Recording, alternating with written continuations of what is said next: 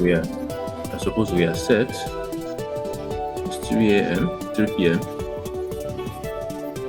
And you're welcome to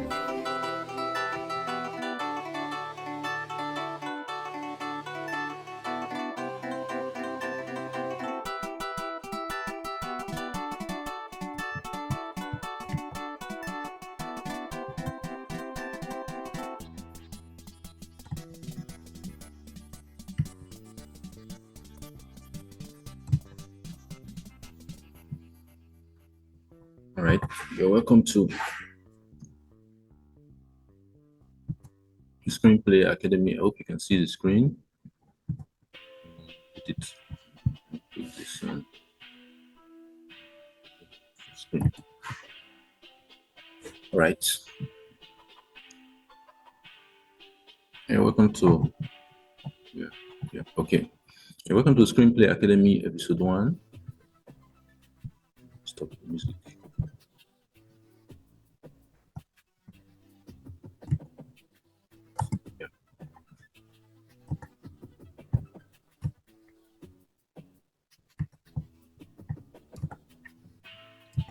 Okay, now we're set. So today, welcome to the Screenplay Academy episode 1, and the title is Write Your Script in 72 Hours with AI, with Artificial Intelligence. This is a guide by Nosazeme Aimiuwu. So today being Sunday, July 6th, 2025. This meeting is on Zoom. And if you're not able to follow up with this, you can always get a copy of this on YouTube, on my YouTube channel. Okay, Screenplay Academy episode 1. The title is Write Your Script in 72 Hours with AI, with Artificial Intelligence. I'm your host, Nosazeme Aimiuwu, and the tagline for this episode is No More Excuses.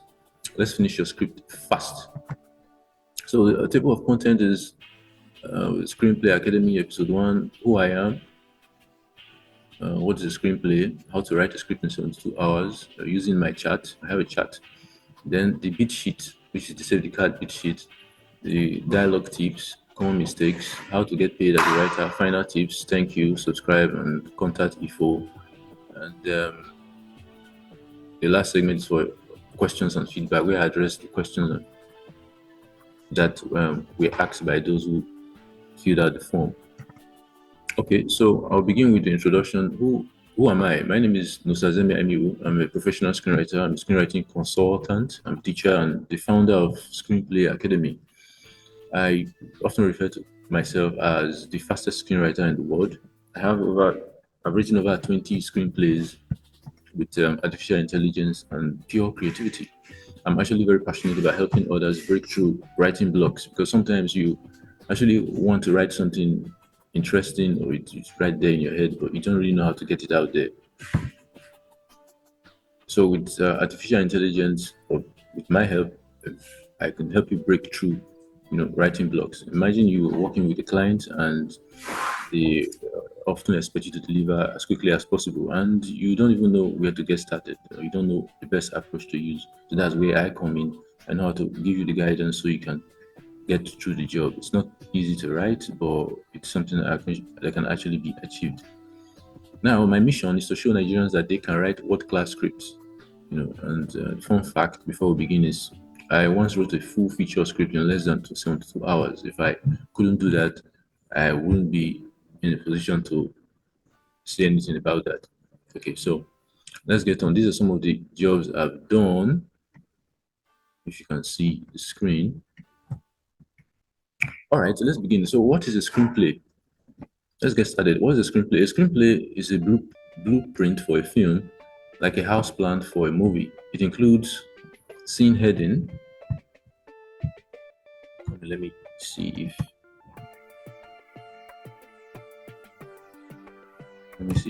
there are people who are trying to come in. Okay.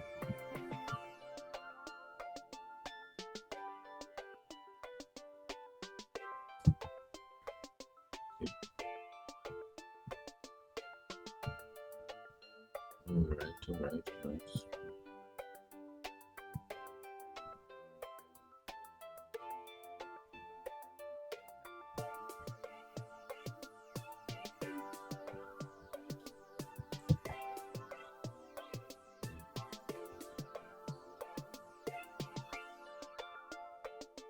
All right. So let me return to the screen.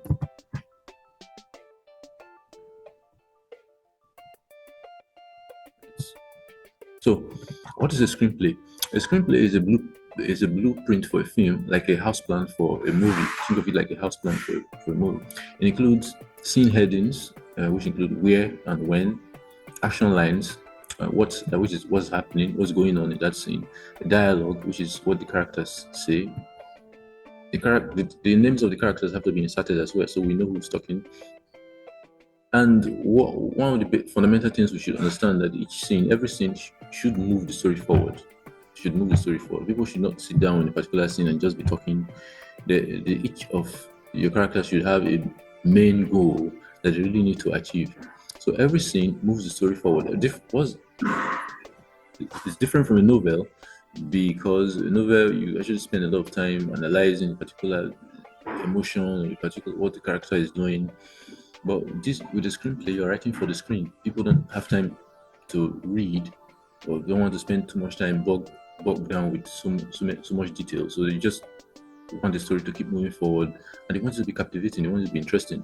So we're not going to be having internal thoughts or descriptions. Internal thoughts should be minimal. Maybe like when you're using voiceovers or descriptions. We just want things we can easily see and hear. And you don't need to be a grammar guru to write a great script. Actually, from my own personal experience, simplicity is the most sophisticated form of expression. If you can make it as simple as possible, people can understand, you would have a very great career. Lots of people want to work with you. Now, how to write a script in 72 hours. Now, I'm a huge fan of Pareto. There's an Italian economist called Pareto, and he formulated the Pareto's principle, and it says 80% of your success comes from 20% of your actions. How to write a script in 72 hours? The first step would be to plan. You can't achieve anything substantial unless you first plan.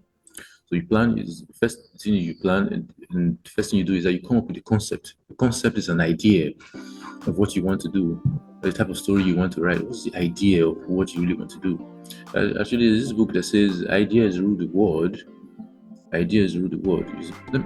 Let's come up with an idea too. I think someone was riding a bicycle one day and said, "I'm tired of always having to ride a bicycle. How about we put two bicycles together and then connect them with?" Okay. I think someone. Okay, admit. All right. Okay, Delight just came in. Hello, Delight. Hello, Delight. Can you hear me? Yes, yeah. Hello. Oh yeah. Hello, Delight. Can you hear me? Yes, I can hear you. Oh, can you see this? Can you see the screen? Yes, sure. Okay. Just Okay. Okay. I have not gone very far. First thing I did is I just outline what a screenplay is. It's a blueprint for a film.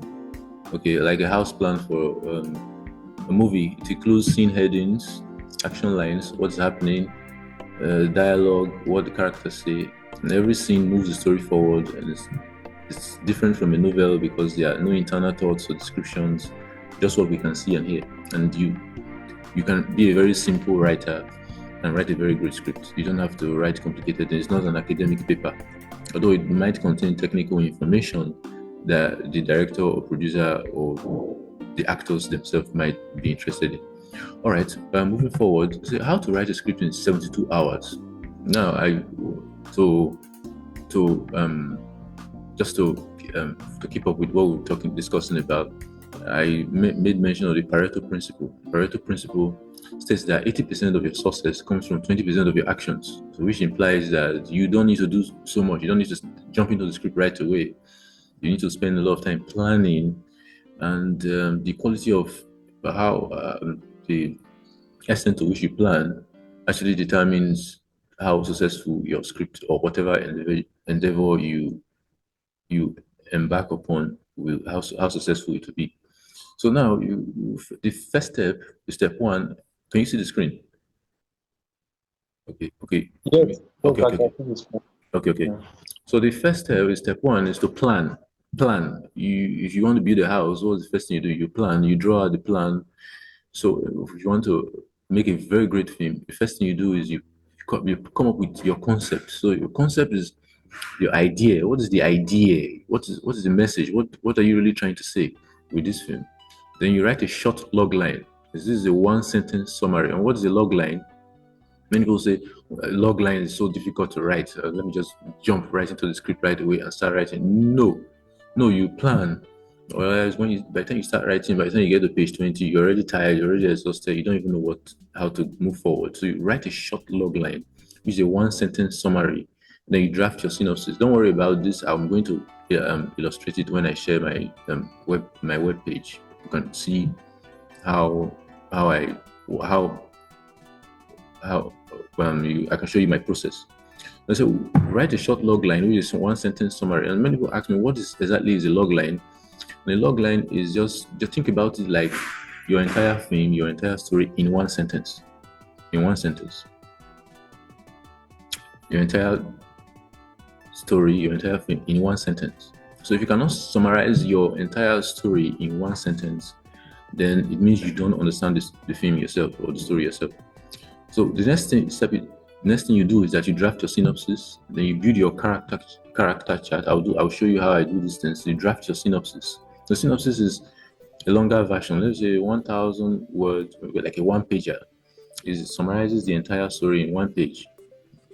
And then you build your character chart. Your character chart is, you will get to meet the characters because contrary to what most people understand, it's the character that drives the story. We want to care about the character first before we are even interested in the story. Who is this person? Where does he come from? What does he want? Why does he want it? How can I relate to this character and what they want? So we build what we call character charts.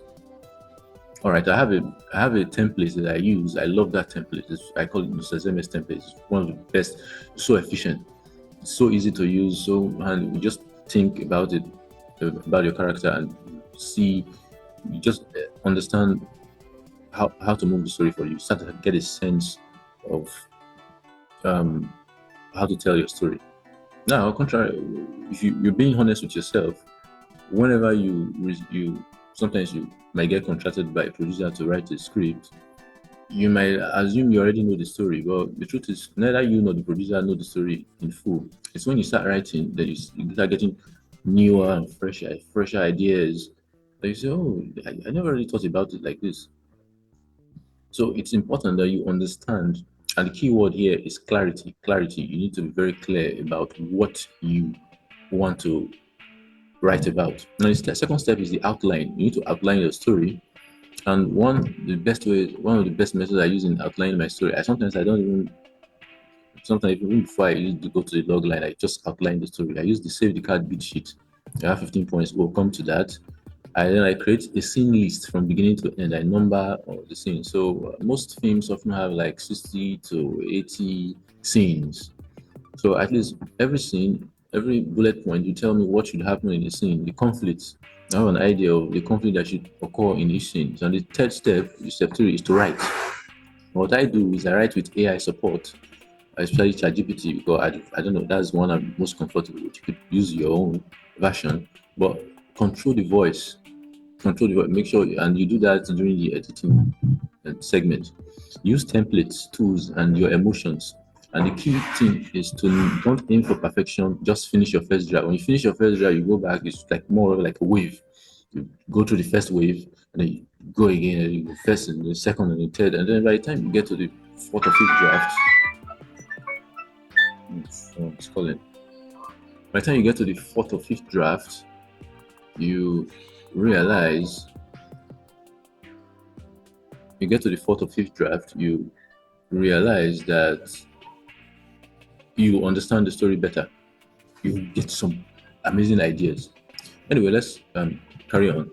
Now, this is the beat sheet or the save the cat method. The beat sheet or the save the cat method I use. It's very, very efficient, highly efficient. Anytime I use this beat sheet, anytime I submit a story, it always passes. Always passes. They give me 3/3. They say, "Oh my God, outstanding, great story. Oh my God, it's beautiful. Moral lesson, so important. I love this. I love this beat sheet. So good. And I used to struggle before I met it. I was there. I was I was struggling with the script. I worked on it for over 6 weeks. 6 weeks. I was working on the story. And then I was running out. I think through UBTH. I saw Dr. Bobo, and he said, I told him, "Oh, I'm working on the script. I'm working on the story." And he said, stop working on that story right now. I said, no, what do you mean? I said, stop working on that story right now. Introduce you to a book. It's called Save the Cat by Blake Snyder. I said, you don't know Blake Snyder? I said, no, I don't. I said, there's an authority figure in Hollywood. He wrote Save the Cat. I said, okay, let me see. I wasn't quite enthusiastic about it. But then when I got the book and I read it, I said, oh my God, I have been going about it the very wrong way. I've been stressed. I've given myself so much stress, which is exactly one of the reasons why I created this course. Many people are just going, many writers are just suffering, just going through so much stress of trying to put their story together. So, the Save the Cat beat sheet. I think I have to be very fast with this slide, so that we can take questions, the question and answer segment as quickly as possible. We have the opening scene. We show the world before change. We have the theme stated. You know, one mistake writers often make is they start their story from the catalyst instead of from the opening scene. The opening scene, you know, at least the first or second, first two, three scenes should just be something, you know, happy. You know, where we get to be introduced to the characters. Or this is their everyday life, so that at the catalyst, where something change that happens that changes everything, we actually understand that change. Because some people, most writers start from the catalyst where things start to go wrong, and we are like, okay, who is this person? Why should I even care if something terrible happens to them?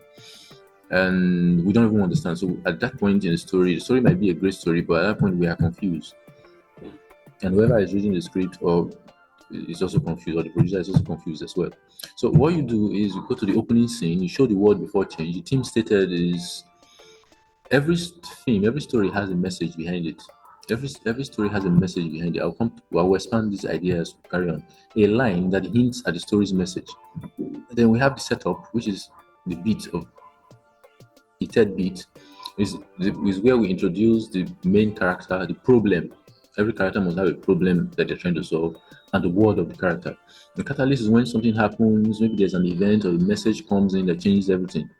And the debate is where the character struggles with the new reality. Now they have to argue with someone, debate with themselves. Maybe that could be internal conflicts, debate with their conscience, or debate with another character, or debate with society, or maybe if the conflict is global.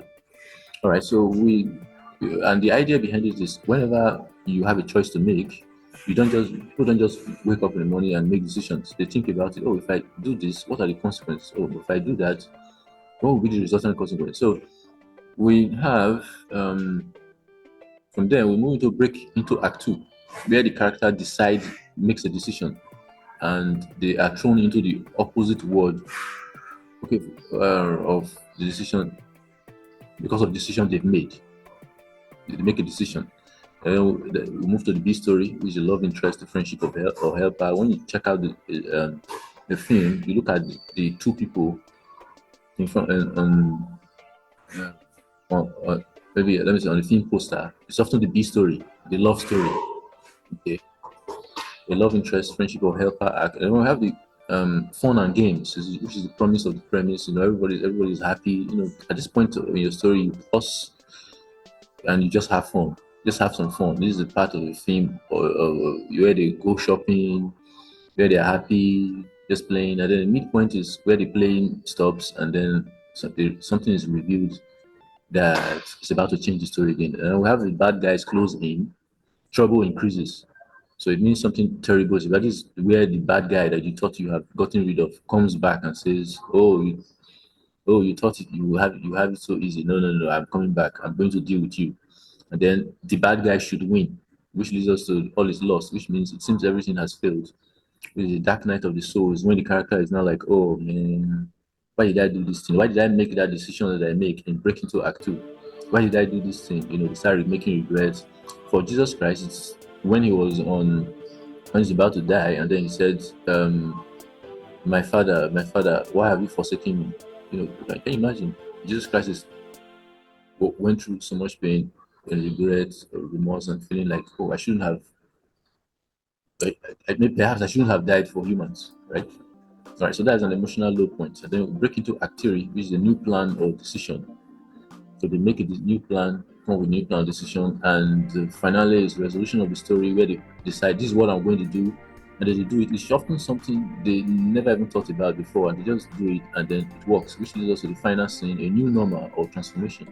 So now your final scene should be the opposite of your opening scene. Okay, so if sometimes when you're working with someone and they say, okay, I don't know how we're going to tell this story. Just say, how does your story end? Ask them the question. How do they say, oh, the story, happy ending, the man goes back to the girl, or the boy and the girl they get married. Just assume that the opening scene, the boy and the girl should not be with, the boy should not be with girl. Okay. If for grass to grace stories, if the final scene is, oh, the guy is now successful or the girl is now owns an international business, at the opening scene they should be suffering, they should be hawking something.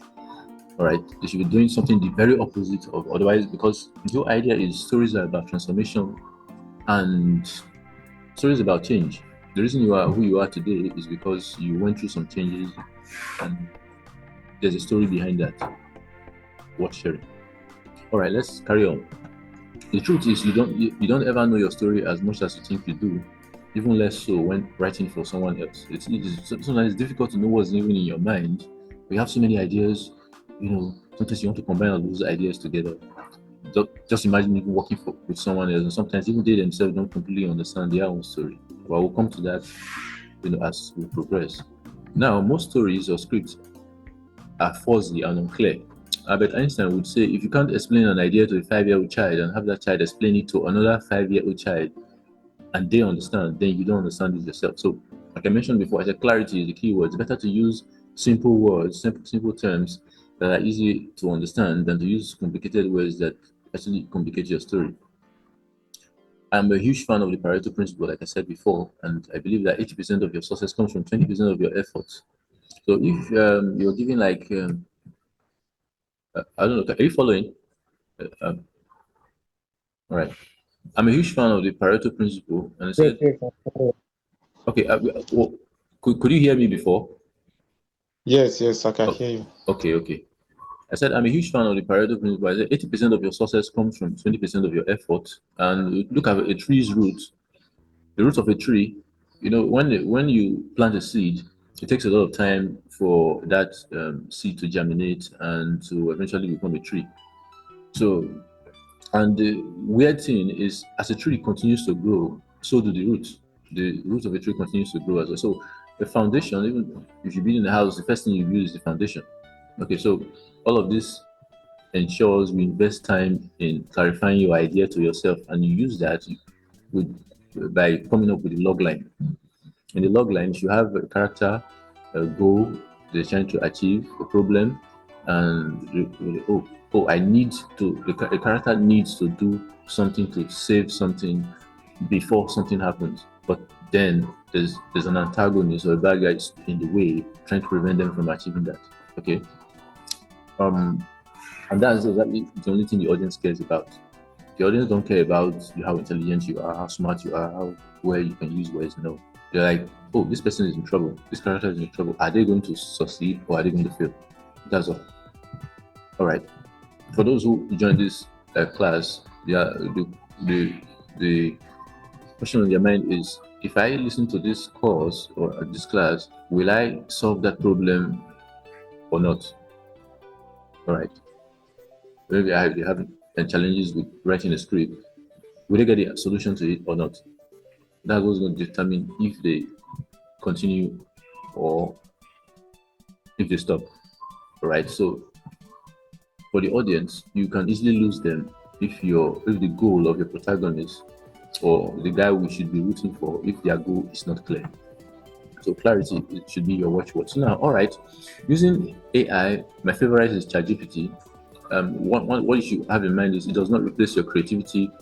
Your work still requires humanizing. When you're done copying and pasting, you have to go back to it and humanize it. You have to put in your voice. You write. You should ensure to write for emotional impact, because sometimes when you write with AI, it sounds robotic. And use AI to enhance speed. So now this is my process. This is my process. I love this process. This is my process. I have the adaptation, the idea.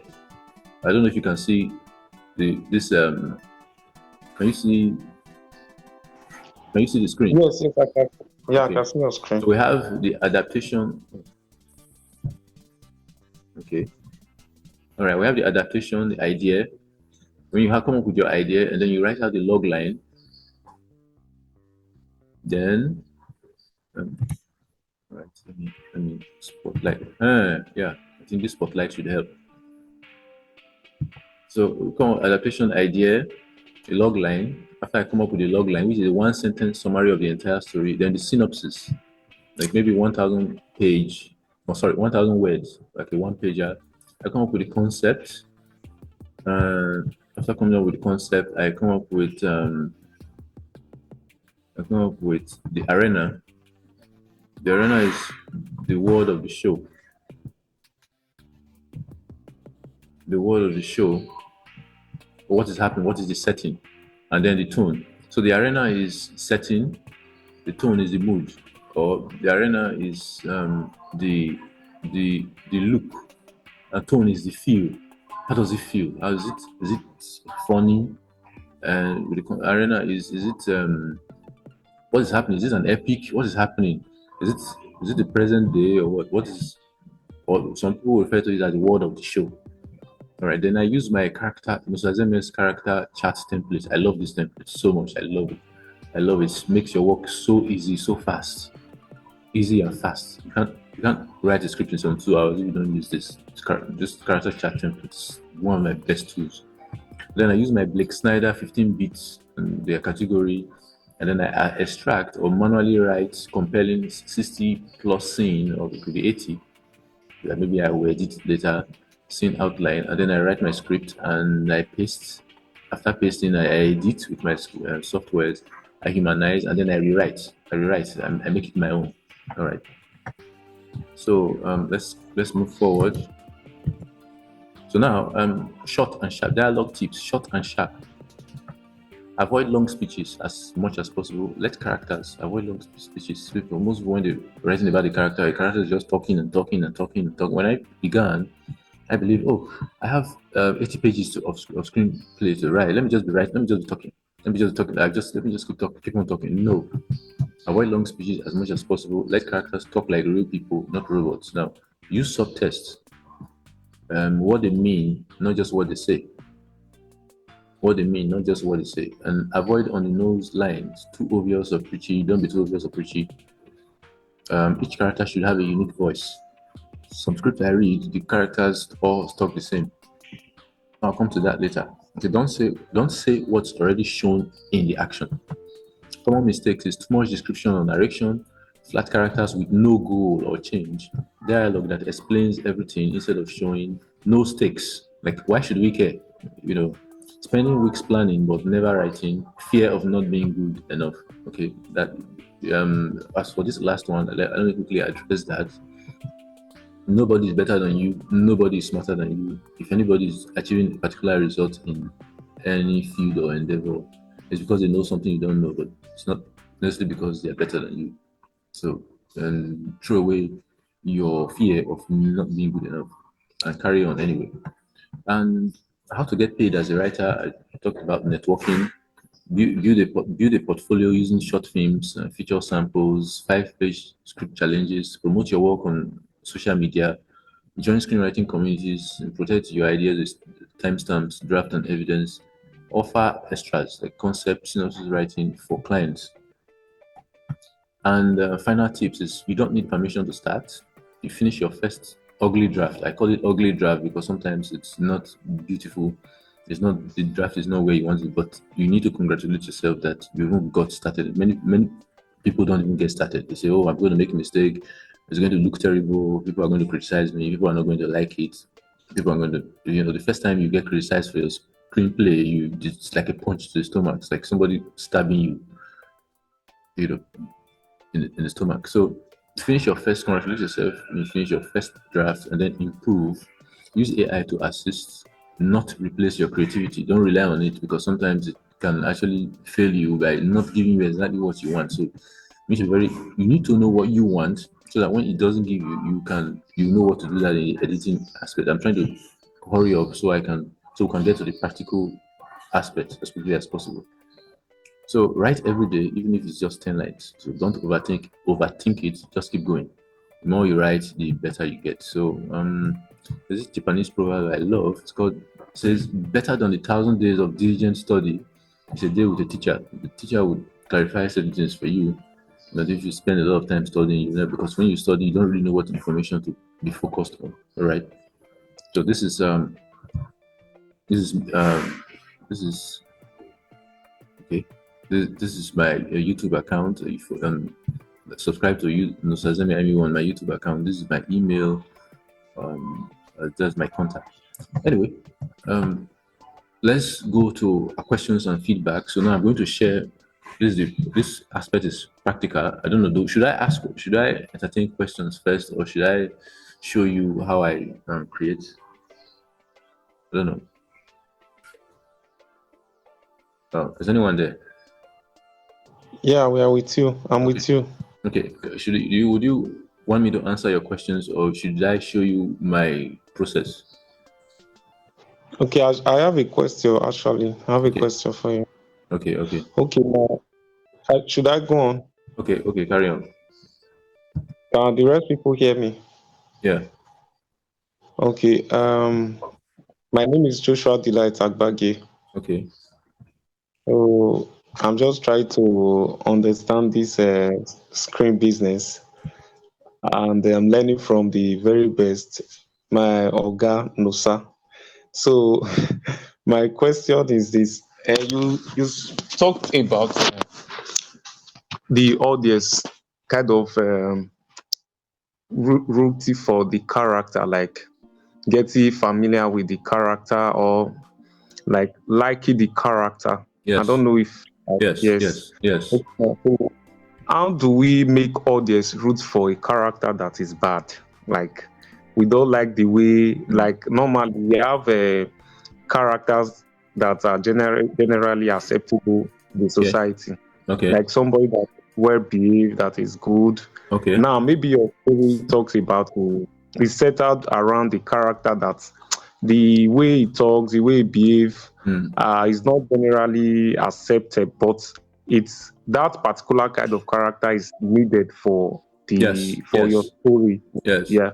So how do you make audience like kind of like or root for such character? Because if they don't root for the character, their interest will not be sustained over time. You get my point? All right. All right. So All right. I get a question. Let me. Can I answer that? okay, yes. Okay. So that's a very beautiful question, and the key thing to do in a situation like that is to make the bad guy badder. So if the character that you like or that we are supposed to be rooting for is actually bad, then we should make the bad guy even badder, even wickeder. All right. So I think one of my favorite is a biopic called The Social Network. So in The Social Network, the guy, there's another one, No Country for Old Men. But I'll start with The Social Network. In The Social Network, Mark Zuckerberg is invited by the Winklevoss twins to like, oh, we have an idea. It's called Connect You. You're going to be on campus. We want you to work on this idea. And Mark Zuckerberg does not get back to them in the next 6 weeks. He spends that time working on the Facebook, and then eventually comes up with Facebook. And then the Winklevoss twins are like, "Oh my God, why do you steal our idea?" What's like so? In that, it's like he stole the idea, you know, like the concept of connecting people together in the digital space. But the Winklevoss twins were even worse because now the Winklevoss twins, they actually didn't have. They started going about. I think they took, instead of settling with Mark Zuckerberg, I think they took him to court or something. And they weren't actually. I think they were doing it to. They said they were doing it to rehabilitate Mark Zuckerberg's image. All right. So it's more or less like a biopic. You don't want I say the good guy, or the guy we're supposed to like. We don't want him to. We don't want to dislike him. At the end of the day, we see he's just human like the rest of us. I think the Save the Cat scene, which is the scene where we can actually relate to him. But I think another method I use, if I cannot make the bad guy badder, we see the first scene is he's broken up with by Erica. Erica breaks up with him. Now, even if you don't like the guy because he seemed pretty arrogant in the beginning, like, oh, who's this guy? I don't want to like him. But the fact that the girl broke up with him sort of makes you sympathize with him. Like, okay, when he gets angry, to see him in his dorm room, he's angry, he's walking, typing furiously. When he gets really angry, then we understand his motivation better. We can relate to someone rejecting us or breaking our heart. So that makes us say, oh, he's human like the rest of us. He's creating Facebook or whatever face match in order to better cope with the painful reality of being left alone. I'm going to show this guy, I'm going to show this girl that I'm the best. All right, so let me show you my process. I don't know. I think I'll have like 4 minutes left. Let me quickly show you the process I use. Can you see the screen? Yes. Can you see my screen? Can you see what I'm typing? Oh, no, I can't. Okay, let me see. Oh, okay. I need to do this. All right. Yeah. All right. Can you see it now? You can see. Yes. Okay. Yeah. So what I do, let's say adapt. So let me show you my process. Adapt. Things fall apart. Let's say things fall apart. Oh, epic. Okay. Adapt things fall apart. Wait, let me stop that. Let me think. No. I'll say no. Let me say adapt things fall apart. Things fall apart into a feature-length film.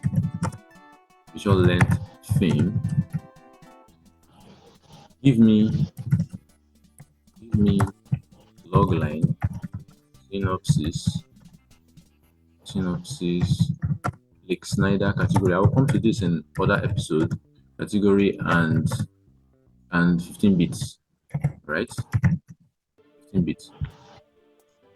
I think I don't have much time, so I'll just try to be fast about this. So you just click on this,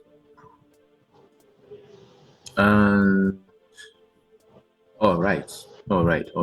So things fall apart. Logline. So it gives you. Can you see it? Can you see the screen? Yes, I can see your screen.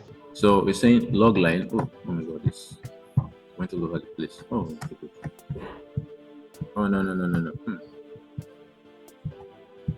All right, you can see the screen.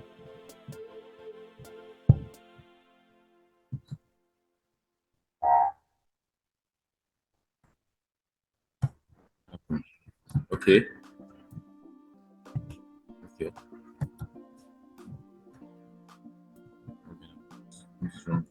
Okay. Yeah. Okay, good. So now we have the log line, which is things fall apart. A proud Igbo warrior, desperate to escape the shame of his father's failure, rises to power. All right, rise to power in his village, only to find himself powerless when white missionaries arrive to upend his traditions, forcing him to choose between rebellion and ruin. I have to be fast. I think I have just 2 minutes left. It's institutionalized. It's a powerful story of a man versus the system, and this eventual rejection of that system when it changes beyond recognition. The protagonist loses everything, trying to maintain his place in a world that is collapsing around him. In pre-colonial Nigeria, so this is the synopsis, the 15 bits, opening image. You get to see all of that, and that's it. So I think let me pause for. I think you can see all of that. Let me pause for today. I think I think I'm almost out of time. I think I spent too much time talking, but this is a very good introductory class. Oh, thank you for coming. Look out for next episode, and I think we'll continue from where we stop. All right. Okay, by this time, yes. I'm doing this every week. 3 o'clock. All right. So thanks for coming. I appreciate it. Take care. Thank you, boss. Okay. Thank you. I'll send you an email. Okay, no problem.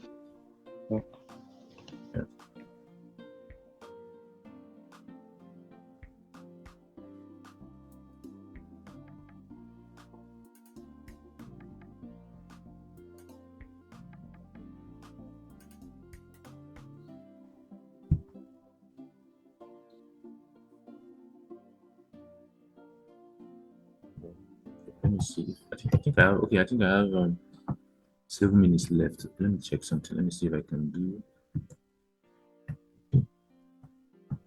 Let me see what I can. Let me see. Let me see. Let me see. Okay. I have 7 minutes left actually. Okay. So 15 bits is save the cat. Save the cat style. Okay. Yeah. Synopsis. In pre-colonial Nigeria, Okonkwo, a fierce, prideful Igbo man, is determined to never become like his lazy father Unoka. Okonkwo rises through the ranks of Umofia by strength, wrestling titles, and rigid masculinity. He builds his household with wives, children, and barns of yams, the ultimate Igbo symbol of wealth and respect. But Okonkwo's world begins to show cracks. His rigidity leads to brutality, beating his wives during the peace week, killing his adopted son, Ikemefuna, despite warnings, and ultimately committing an accidental crime that forces him into exile. While he's away in his motherland, white missionaries arrive in Umofia. They preach a strange God, bring schools, courts, and commerce. This son Onye converts, shaming Okonkwo deeply. Upon returning after 7 years, Okonkwo finds his world transformed, his people divided, his titles hollowed, and his power meaningless.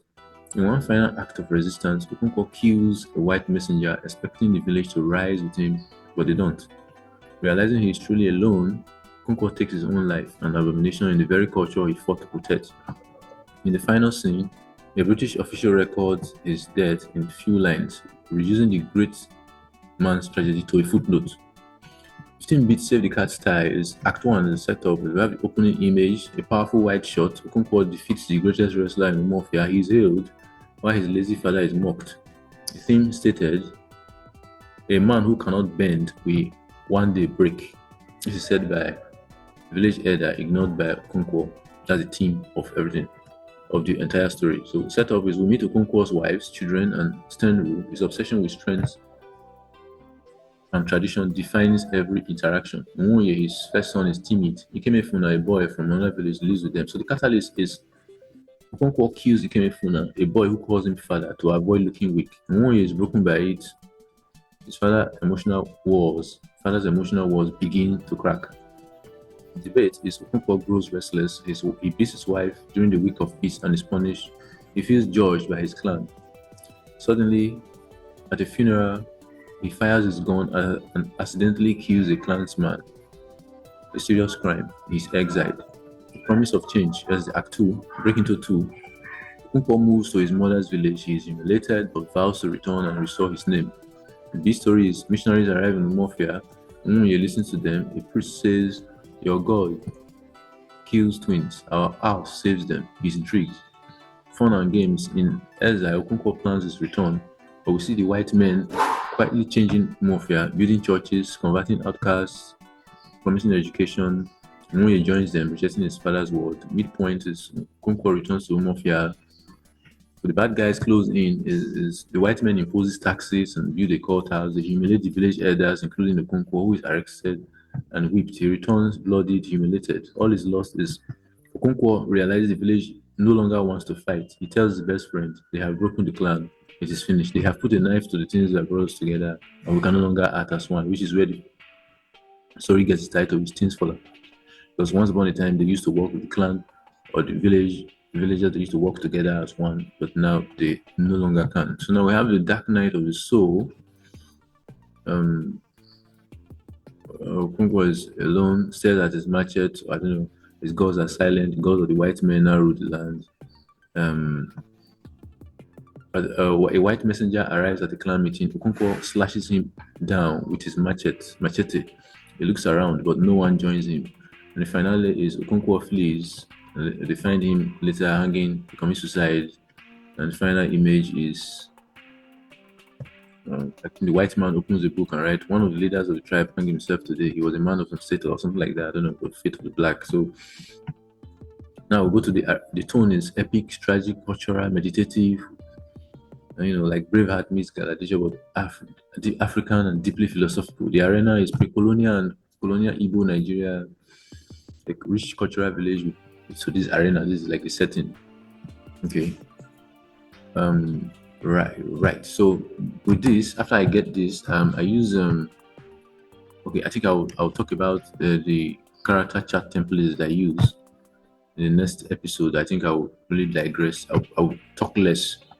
But since this is an introductory class, just look out for the next episode where I actually talk about this, and I will review some of the some films in future episode 2. You have to look out for that as well. All right.